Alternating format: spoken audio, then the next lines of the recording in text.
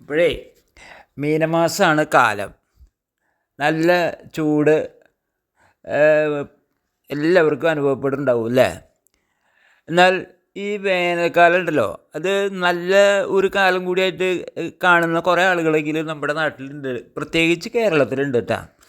അതായത് ഇപ്പോൾ വലിയ വേനൽക്കാലമൊക്കെയാണ്, വലിയ ചൂടൊക്കെ ആണ് എന്നൊക്കെ പറയുമ്പോൾ, അതല്ലെങ്കിൽ ആഗോള താപനാണ്, നമ്മൾ മഞ്ഞ് മലകളൊക്കെ ഉരുകണു, നമ്മുടെ ഈ ഭൂമി ചൂട് പിടിക്കണു, അതുകൊണ്ട് അതിനെ തടുക്കണം, ബദൽ വഴികൾ കണ്ടെത്തണം, ഇങ്ങനെയൊക്കെ പറയണ്ടെങ്കിലും അങ്ങനെയൊക്കെ പറഞ്ഞുകൊണ്ടിരിക്കുന്ന ഒരു കാലത്താണെങ്കിലും ഈ വേനൽക്കാലം വളരെ സന്തോഷത്തോട് കൂടിയിട്ട് സ്വാഗതം ചെയ്യുന്ന കേരളീയരെങ്കിലും കുറേ പേരെങ്കിലും നമ്മുടെ നാട്ടിലുണ്ട്, ഞാനടക്കമുള്ള ആളുകൾ. എന്താണെന്ന് വെച്ചാൽ ഈ കാര്യം ഭയങ്കര ചൂടൊക്കെയാണ്, വെള്ളത്തിന് ഇത്തിരി പ്രയാസമൊക്കെ ഉണ്ട്, വെള്ളം കഷ്ടിയാവും, അങ്ങനെയൊക്കെ പറയുമ്പോഴും ഈ ധാരാളം നല്ല ഫലങ്ങളും പുഷ്പങ്ങളൊക്കെ സമൃദ്ധിയായിട്ട് ഈ നാട്ടിൽ കാണുന്ന ഒരു കാലം കൂടിയാണ് ഈ വേനൽക്കാലം. അത് ഒക്കെ നല്ല രീതിയിൽ അതൊക്കെ അനുഭവിക്കണമെങ്കിൽ ശരിക്കും പറഞ്ഞാൽ നാട്ടിൻപുറത്തുകാർക്കാണ് അതൊക്കെ കുറച്ച് കൂടുതൽ പറ്റുക. ഇപ്പോൾ ഫലങ്ങളുടെയൊക്കെ കാര്യം, വേനൽക്കാലത്തെ കാര്യം പറയുമ്പോൾ എന്തൊക്കെ പറഞ്ഞാലും ഇത് ചക്കക്കാലമാണ്, അതുപോലെ മാമ്പഴക്കാലമാണ്, ധാരാളം ചക്കയും ധാരാളം മാങ്ങയും. പിന്നെ അത് കൂടാതെ തന്നെ ഈ വേനൽക്കാലത്ത് മാത്രം ഉണ്ടാകുന്ന മറ്റ് കുറേ ഫലങ്ങളുണ്ട്. അതിലിപ്പോൾ ഞാവൽപ്പഴമുണ്ട്, കശുമാങ്ങയുണ്ട്. ഇതൊക്കെ ധാരാളം ലഭിക്കുന്ന ഒരു കാലം എന്ന് പറയുന്നത്, പ്രത്യേകിച്ച് ഇപ്പോൾ മധ്യവേനൽ അവധിയാണ്, കുട്ടികൾ സ്കൂളൊക്കെ അടച്ച് നാട്ടിൻപുറത്തെങ്കിലും അവർക്ക് കുറേ സമയം ഈ പുറത്തുള്ള കുറേ സ്ഥലങ്ങളൊക്കെ അവർക്ക് സ്വന്തമായിട്ട് കിട്ടും. മാവിൻ്റെ ചുവട്ടിൽ പോയാൽ ഇഷ്ടം പോലെ മാങ്ങ വീണ് കിട്ടും. വീട്ടിലും അല്ലെങ്കിൽ അയൽപക്കത്തൊക്കെ ചക്ക പഴുത്ത് അതൊക്കെ മുറിച്ച് അതൊക്കെ നന്നായിട്ട് തിന്നാം, ആസ്വദിക്കാം.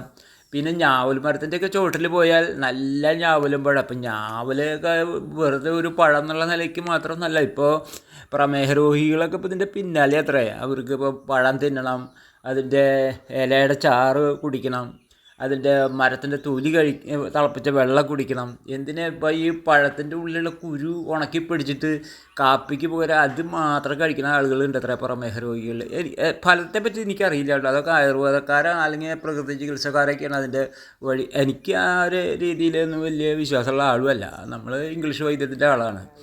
അപ്പോൾ ഇപ്പോൾ ഇതൊക്കെ പറഞ്ഞാൽ അപ്പോൾ അതുപോലെ അപ്പം ഈ വക സംഗതികളും കൂടി ഉള്ളത് കൊണ്ടാണ് വേനൽക്കാലത്തിന് ഞാനടക്കമുള്ള കുറേ ആളുകൾ ഇഷ്ടപ്പെടുന്നത്.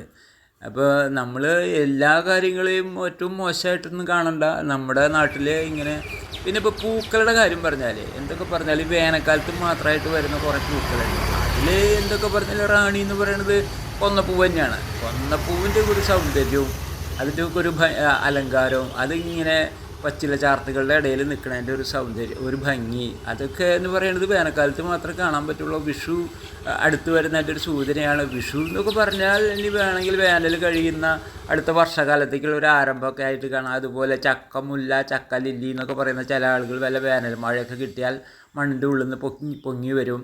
പിന്നെ വേനൽക്കാലത്ത് മാത്രം വിരിയുന്ന വേറെയും ധാരാളം പൂക്കളുണ്ട്. ഇത് എൻ്റെ നാട്ടിലല്ല, നിങ്ങളുടെ നാട്ടിൽ വ്യത്യസ്തമായിട്ടുള്ള ഒരുപാട് പൂക്കളുണ്ടാവും. അത്തരം പൂക്കൾ ഒക്കെ ഒന്ന് കമൻറ്റ് ചെയ്താൽ വലിയ സന്തോഷമുണ്ട്. നമുക്ക് ഈ വേനലാണല്ലോ, ചൂടാണല്ലോ, ഭൂമി പഴുക്കാണല്ലോ എന്ന് മാത്രം വിലപിച്ചിരിക്കണ്ട. അങ്ങനെ വിലപിക്കാനൊക്കെ വേണ്ട ആളുകളും കാര്യങ്ങളൊക്കെ ഉണ്ട്. അതൊക്കെ അവർക്ക് വിട്ടുകൊടുക്കുക. നമ്മൾ നമ്മുടെ ചുറ്റുപാടിൽ ഒന്ന് ഇറങ്ങി